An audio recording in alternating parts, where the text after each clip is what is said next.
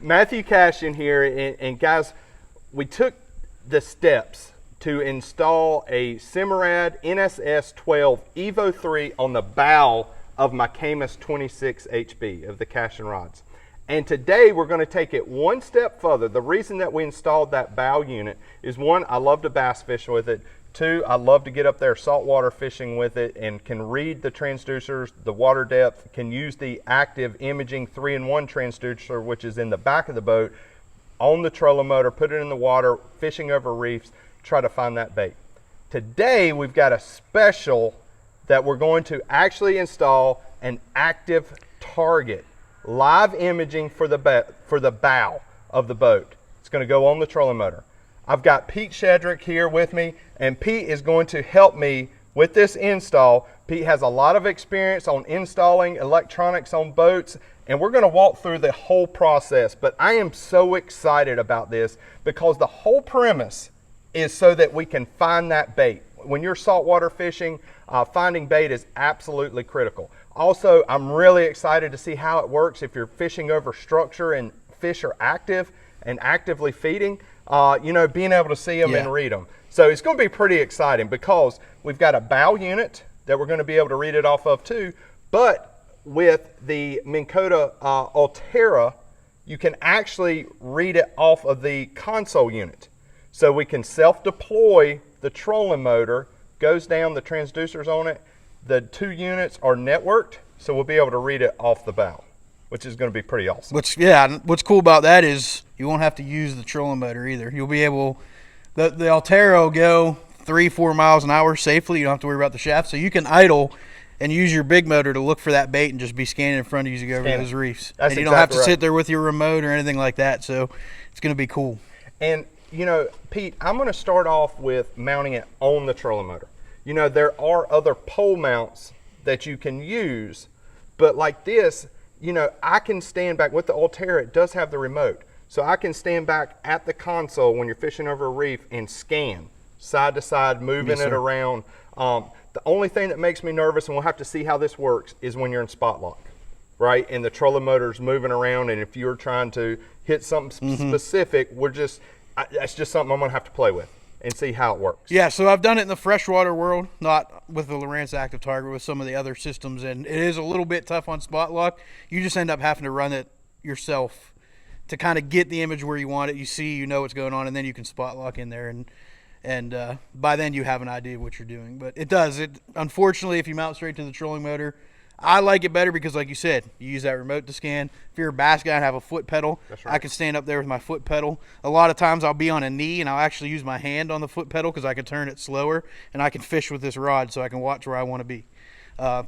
So that's the one advantage and disadvantage. And like Matt said, there's different mounts. We're going straight to the trolling motor, but it might not be right for you, so definitely check those other mounts out if you're not interested in that. All right, so let's talk about what comes in the box, okay? Here's my unit. So this is the NSS 12 Evo 3. That's what we've already got mounted. It mounts on the bow. We've already got the network cables. Everything's run. It's running. Right now, it's running off of transducers that are in the center console, and then there's a 3-in-1 active imaging that's off the stern of the boat. So that's what it's reading off of now. Now, we've got the active target. All right, and I don't know why I just smile every time I say that because I'm really excited about this, man. Really excited. Okay. So in the box, first is your transducer, okay? First is your transducer. This is going to mount onto the trolling motor, and that's a critical component. And we're going to talk a little bit about that, how we're going to mount it and our strategy to mount it. But then it runs to a module. There's a sonar module that we're going to mount in the bow of the boat. Transducer is going to run to that module. Then we're going to run power from the batteries from the console up to the module, and then from the module there is also an Ethernet that's going to go from the module to the unit. Yes, sir. And then we're going to read it.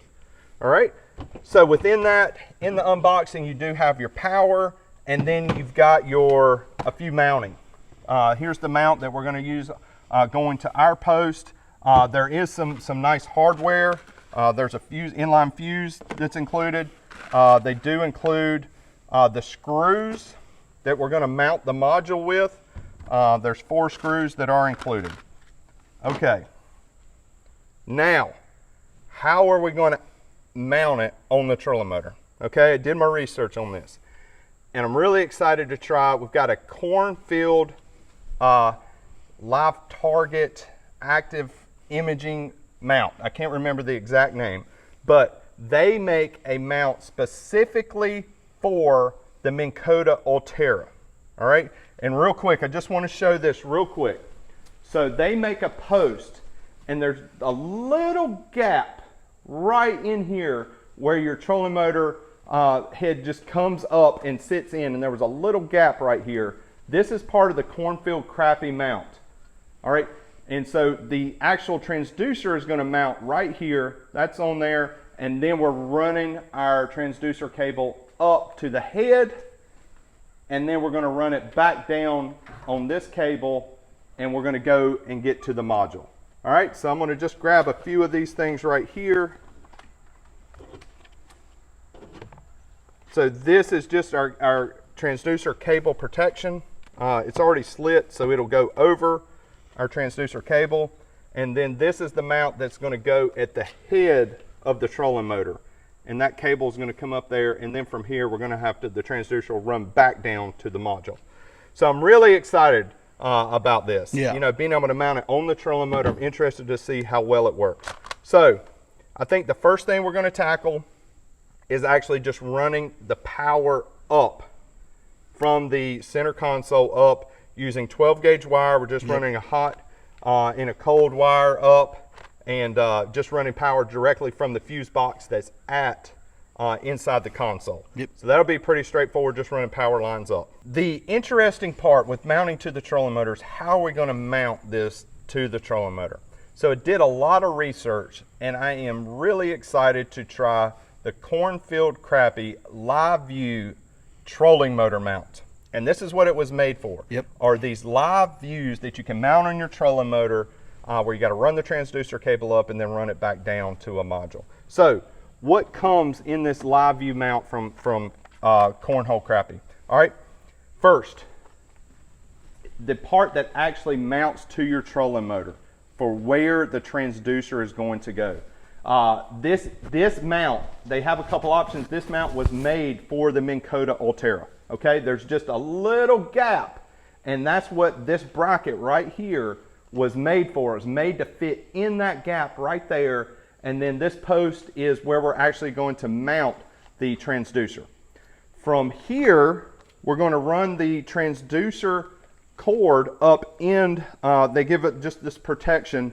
It's already slit, so we're going to run it from there up to the top, and that's what this mount is for. This mount will go up here and be mounted on the trolling motor. We're going to decide the best way to mount it, and then the transducer cord will just intertangle it and come back down the trolling motor cable going to the module. So I am really excited to try this mount, you know, get it on there where we have it mounted on the trolling motor. We'll be able to get to it. You know, I can access it if you want to change the viewing mode on the transducer, access it really easy. I'm really excited to see how this thing lines up. All right, folks, so here we are. We're getting ready to mount our Active Target sonar module. And the reason we're mounting this first before we do anything else is primarily for cable management. Lets us know how much power cable we need, how we're going to run all our wires. So we're going to mount on this boat. We're going to mount it on its side. It's actually going to be turned to its side. It makes it easier for us for cable management and for access should we need it. We're mounting it down in the front box here. It keeps it out of the way from our normal storage where we have our fishing gear and our other safety equipment and things like that. And it just makes a neater presentation because you don't have it mounted up on the deck or somewhere that's in the way. So Hunter's marking holes right now. We're going to drill those and use the included mounting screws. We'll get it mounted in there. Then we'll start running our power wire and our other wires to get it hooked up to the head unit. Hunter's he just drilled our pilot hole. We use an 1/8 inch bit to drill our first hole. We're going to get that mounted. Get the screw in there, get the first screw in the box, and then we'll be able to take our Sharpie, mark the rest of our holes, and be able to get the sonar box mounted. Alrighty, so here we are, still working on the install on the Active Target. I'm getting ready with this Cornfield Crappie mount. It comes with, basically it's like an air hose cable. and it's split so you can put your cable in there. What that does is when you put it into the mount, which Matt showed you earlier, when you put it into there, it makes sure that you have enough cable with these motor driven these electric steer trolling motors. Since the steering module's inside here, the whole shaft spins. So in giving you that curled cable with your transducer cable in there, it makes sure you have enough so if that spins 360 degrees, you don't have to worry about pulling your transducer cable apart or splitting it or catching on anything. It gives you enough so that that can wrap around there. And it also makes it look a little bit neater when you're running in there instead of just having a straight cable up along here. So it's split. What we're going to do is we're going to take the Active Target transducer here. We'll take our plug end. This is our unit end, obviously. I'm going to start here, and I'm just going to feather this on all the way up until we get the cable into this completely, and then we'll get ready to install it onto the actual mount on the trolling motor. So with this, once you get it started, it's just a game of pushing it. And you're just going to push that all the way up. Alrighty, so we just got done running our transducer cable into the Cornfield Crappie cable protection sleeve, whatever you want to call it, for our Active Target. So our next step is going to be mounting our actual bracket to the Cornfield Crappie mount on the trolling motor. We'll get the transducer on there. We'll start running our cable. We'll get our top mount on, and then we'll do our cable management on our transducer cable, which is going to run into the sonar box, which Hunter's finishing up in the background there, getting mounted. Once we have that all done, get that lined up, we'll run our power, get everything all connected, and from there we'll be ready to go out and see some fish in live action. So stay with us and we'll walk through that as we get to it. So we're gonna mount the transducer onto our Cornfield Crappie mount for the Active Target from Lowrance.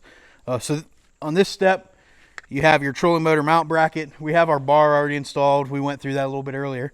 The key here is to make sure that you have 7 inches of space between your transducer and your trolling motor housing. And that's just to keep from hitting it, to keep from damaging the transducer. And I'm going to go ahead and assume, I don't know for sure, but that's probably going to help with any electrical interference, having that space. So you're not going to get any odd images from that electrical interference. So we'll go ahead, we're going to walk over here. Again, we kind of already put a tape on it and have a rough idea that we need to be 7 inches. You want to align this with the center of the trolling motor. Hunter, this is definitely easier if you have 2 people. Let one person get those started, and then we're not gonna tighten it all the way down just yet. We're gonna get it all started and somewhat snug on there. We're gonna put the actual transducer mount on, and we're just gonna confirm that we have our 7-inch gap, and then from there we'll go ahead and mount our upper cable management clamp. And we'll get our transducer cable run up there, and we'll be ready to run it down into our box and hook it into our sonar module. So now we have our clamp mount on there. We don't have it tightened all the way down yet. We want to get the actual transducer L bracket up on there, and then we're going to get the transducer itself mounted to that L bracket, make sure we have appropriate spacing, and then from there we can get everything tightened down and get ready to run the cable like we want. So it's pretty simple. They use these knobs because there's different views. We're going to set this up for forward view. That's the one Matt and I think everybody's most excited to see, so we can see those bait fish out in front of the boat. So there's notches on here to let you know where this needs to be to give you the different views.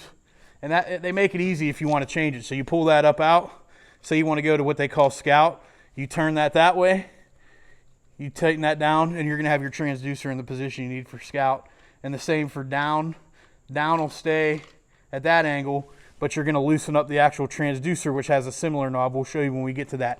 And you're going to turn that transducer to angle down so you have the down scan, which would be really cool if you're fishing wrecks or anything like that, where you're vertical jigging, you're dropping down on a reef vertically. You'll be able to have that set on down and look down below you, see that reef, drop your bait down there, and jig those fish up. Or for your freshwater guys, wintertime, you're fishing schooling fish. You know, in deeper water, you'll be able to find those schools of bait, drop your jigging spoons and your blade baits and things down on them and actually work that and watch the fish react. So we're going to go ahead and get the transducer mounted and see where we're at. We've got our power cable run back to our fuse block in the boat. took a little bit of extra time to get that done. But we wanted to make sure we had good clean power back there. That's super important when you install any electronics, is making sure you have good clean power, either straight from the battery or a properly connected fuse block. Whatever it is, make sure you have good power. So we ran 10 gauge from the fuse block to here to make sure that we had enough power to power this. The cleaner the power, the better the images you're going to get. One thing we discovered, we had everything hooked up once, and we weren't getting power to our sonar module here. So we reached out to Lowrance. We were worried we might have a bad module or something. And one thing they've discovered is this yellow wire, which is like a sleeper hibernate wire. You can connect it to the power on your graph. And what that'll do is when you turn the graph on, it'll make sure there's power to the unit. We didn't want to do that. We wanted this to be separate. But we found out you have to still have that yellow wire tied in with your hot in order to get power to the sonar module to power the active target. So if you're going to do an install, you get everything wired up and you're like, man, I don't have anything. Make sure that yellow wire is either connected to the yellow wire on your unit's power or it's tied in with your hot wire on your sonar module's power. So we've got everything crimped up here. We're going to put some heat shrink on it, clean it up. That's also important. Make sure we keep our connections dry, keep corrosion down. Spend the money and buy marine tinned wire. It's a little bit more expensive than normal automotive wire, but it's built to be out on the water. So we're going to go ahead and get these connections heat gunned and shrinked down, and we'll be back to talk about this some more. All right, so on the active target install, the only cable we're going to have coming out with our cluster cables for our unit is going to be our Ethernet cable. That's what actually gets the data from the sonar module and gives it to the unit to display. So what we're doing now is we're just running our wire. We already have our other wires for our unit coming up out of here. We're going to run our Ethernet cable through that same hole. It keeps us from having to drill another hole in our boat. And it lets us keep using the clamshell we already have. So I just had it in there, of course. But you just got to finagle the cables because the holes can be a little bit tight. Once you get them split and you get that head, there we go, you get that started, we'll be able to keep our cable down in there, zip tied, out of the way. We won't have a bunch of cables laying on the deck. So it'll be a nice clean install. It'll look good, and it will serve its purpose well for us. So that's what we're at now. So now we have our bracket on there. We're ready to mount our actual transducer to our mounting bracket on our trolling motor. We're going to mount this in forward view.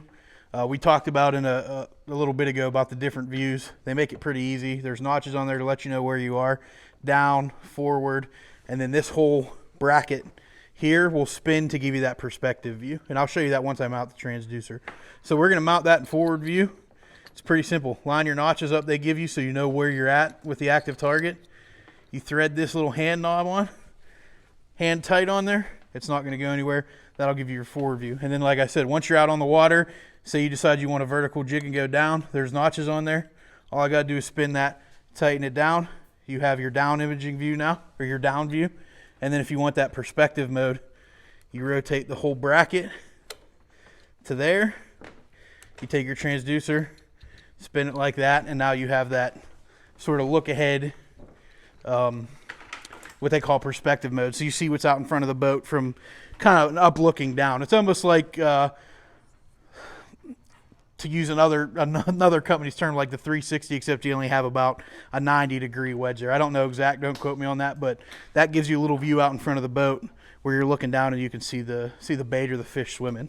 So this bracket makes it real easy to go between the different views that you may or may not use depending on the fishing you're doing. Again, we're going to keep it in that forward view. That's what we're most excited about using, so that's what we're going to test it out with. Once you have your transducer, before I did that, we went ahead and ran our cables. As you can see, we ran them up using that cornfield crappie mount we'll talk about that more here in a little bit. Ran that up, got all our brackets on, ran our spare cable down. We're getting ready to tie everything into the module, get the unit hooked up, make sure that we're up to date on our software. And then we're going to make sure it reads it and we're ready to go. Okay, so you can see right now we're filming in our front box where we mounted our sonar module. And originally we had it mounted so the plugs were facing the other way. But we found when it was facing that way with where we decided to mount it that it was hard to get our plugs in for our power transducer and then Ethernet. So we just went ahead before we got too far ahead of ourselves and flipped that around to where you can access those. The other thing with the pins and the connectors on the Lowrance units is they have a specific way they need to go in, and the male and female ends are notched to make sure you line them up right, and you couldn't get in there to see the way those notches were facing. So if you look here, we'll use the power cord on the unit for example. You can see there's a notch here. So on the female side, there's going to be, you know, a raised notch that needs to line up with. So with it facing the way we had it, you couldn't see that. We realized that pretty quick, so we just went ahead and spun that box around so we could get in there and see which way we need to go to make sure the connections were appropriate. That way we don't bend any pins, and we make sure that we're getting the proper power, getting our signals and everything right, so we're getting good clean images. And yeah, so we're going to get the unit on here, get everything powered up, and we'll be back here soon. Alrighty folks, so another important part of adding new stuff or keeping your electronics functioning at their peak is software updates. So as we're going through our install, we realized we were an update behind on our front unit. It's an NSS Evo 3S from Simrad, and in order to get Active Target to work on that, we need to do a software update. So it's pretty simple. All the major brands are close to the same. Obviously, we prefer to use Simrad. In order to do that, we need, at largest, a 32 gigabyte SD card. You're going to go to the Simrad website, which you see here, simrad-yachting.com. Go to your help and support tab there. We'll give that a minute to load. From there, you'll see a whole slew of options. You can type something into search, register your products, locate dealers, all that good stuff. But what we're looking for here is this software updates. We'll go in there, click on our software update, find your unit on there. We have the NSS Evo 3S right there. We're going to click on that, and it's going to give you a whole slew of information, different addendums, different information about software updates, installation manuals, how to do them if you're not familiar, your operator manuals, all that. And at the very bottom, you'll see software update. We're going to go into that. It'll give you all the details on what that update's going to do for you. If you're having issues with the unit or anything like that, this is a great place to start your troubleshooting. Fixes, improvements, all the new stuff it's going to do. Once you get there, you're going to click on Download NSS Evo 3S Software Update. We're going to pass on the registration where it's already done, but we're not going to sign in for this. Click on Download. You can either download it straight to the card or to the computer, which I believe we're going to download the computer first. We'll put it on the desktop so it's easy for us to find. Save, and we're in business. It's downloading now. Once it's done, we'll get our SD card in there, get the unit hooked up, powered up, put our SD card in the unit, and then we'll transfer the download to that. All right, so we have our download completed of our software update here. So we're going to find it in our files. Pretty simple there. It's easy to find. You won't have too many NSS Evo 3S updates in there. We're going to make a copy of this. We're going to open up our blank 32 gig or smaller SD card, and we're going to go ahead and transfer that over to the SD card. It's important it's blank. If it's not blank, your unit's going to try to read all the different files in there, and it can't read Word documents or Excel sheets or anything else that you have saved on there. So it's important to use a blank SD card. Otherwise, you'll never get it to update, and you'll be pulling your hair out trying to figure out why. So blank 32 gig or smaller.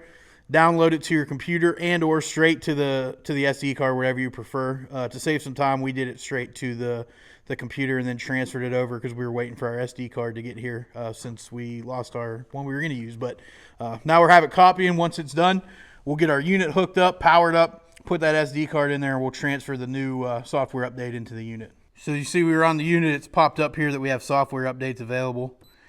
We can go to the update list. It shows you. There's our update. So what it's going to do is going to restart the unit. It'll go through its startup cycle. And now it's currently installing that update. It's going to validate it. It's going to go through this whole process. You could do some updates you can do via Wi-Fi or Bluetooth from either your phone or if you're home and on your network. The bigger ones they're going to want you to do on an SD card. The one thing about doing it over the internet is you take a risk is if you lose internet or something during that update, it can actually brick the unit and it'll have to go back to the manufacturer to be reset. So the safest way to do it, if you're not 100% confident that something isn't going to happen with your internet or power, is to just go ahead and do it with that SD card. You know that it's on there. You know that it's going to go through. So we're just going to go ahead and let it run. You see your warning there, don't turn off while it's updating because it can damage your device. That's their warning to you, to make sure that you don't shut that down, you don't cut power to the boat or anything like that. Once this is done, it'll restart again, power cycle, and then all of our new features should be on there that go along with Active Target, and we'll show you those options when we get at that point. So you can see here, our update's completed. To do that, we need to manually power cycle. So it gives you the steps. Switch your unit off, press the power button, wait 5 seconds and turn it back on. We've shut our unit down, waited the 5 seconds. We're gonna go ahead and power button the unit back up. We're gonna let it go through its startup cycle. If it prompts you with any more steps on the screen, then obviously you're gonna follow those. We'll give it a minute power cycle here. Once this is done, we'll have the update completed. Here you see updates being finalized. Don't power off the unit. So again, make sure we don't power off. Make sure your boat power is good. Don't do this if you're not sure your battery is going to make it through the process. Don't do it with your kids in the back messing around, flipping switches. Make sure you don't lose power, because it will. I call it brick, but it can damage the unit to the point where it needs to go back to manufacturer, and then you're going to be down whatever that length of time is. Right now, it could be 6 to 8 months to get a unit back with the chip shortage and everything, if they can't just replace it with another one. So make sure you follow the steps. If you're unsure, read them on the manufacturer's website. We're just waiting now for this to finalize, and we'll be able to walk through the new features. All right, so we have our transducer installed, our box placed, everything's ready to go. Now we're going to make sure our unit's ready to go. We talked earlier about software updates and making sure it's up to date. Now we know on this Evo NSS Evo 3S that we have a software update due, and one of the ways we know with the Simrad units is the unit's going to let us know when we start it up. So we're going to get this unit fired up. Well, we've already walked you through downloading it to an SD card. It's got to be a micro. I don't know if you can even buy just a regular size SD card. They all come micro with these carriers now. 32 gigs or smaller. So we have ours on a 16. We have it written on here. We start our unit up, we hit accept, and you'll see here in a moment that we're going to have a message pop up letting us know about that software update we were talking about. Once it does that, we'll go ahead and view it. We'll walk through the steps to update your unit. They're all going to have a SD card slot somewhere towards the bottom on the front panel. On this unit here, it's right here. You can see there's a slot for 2 micro SDs in there. When you do an update, you want to remove any cards you may have in there. If you have any, you can go ahead and slide your card in there, and it'll show you on there which way it needs to go. On the side there, it's kind of hard to see, but you'll push it until you feel it click into place. Now it should prompt us to update here. Sometimes it takes a moment. So now our update is complete. The power came back to the unit. It went through the finalization and immediately lets us know that our active target features are enabled. We're going to click OK on that. This is the SD card. We already have that. So would you like to delete the old update transfer files from the SD card? That's just going to clear our SD card out.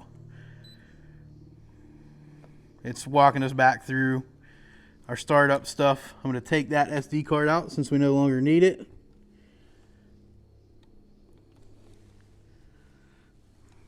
I'll put it back in its carrier so we don't lose it. And now we're ready to run our new active target on our Simrad unit. And there it is. It's not going to show much not being in the water, but that gives us all of our info there, depth, which way we're facing to the front of the boat. So yeah, we're excited to get on the water with this one. We'll do a wrap-up video here in a minute and talk about the install and what we're going to do to use it. But that was the steps we took to install this new tech on our boat, and now we're ready to get on the water and chase some fish.